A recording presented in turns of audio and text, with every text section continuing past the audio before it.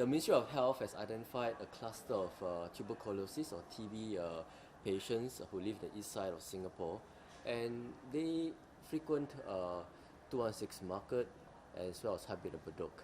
Therefore, as a precautionary measure, the MOH is requiring our hawkers and stallholders at the market and food centre, as well as employees of Heartbeat Bedok, as well as one of the betting centres here, to go through mandatory blood testing. It's really a precautionary measure, because the risk of getting TB from casual transient contact is actually very low. You need prolonged close contact to get infected with TB. Coming for a meal, joining activities, handshake, having a conversation, the risk is actually very, very, very low.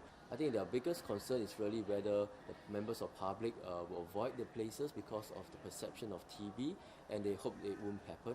But we'll continue monitor the situation. If need be, we'll find ways of supporting them. I would like to emphasize that the risk to Bedok residents is in general low.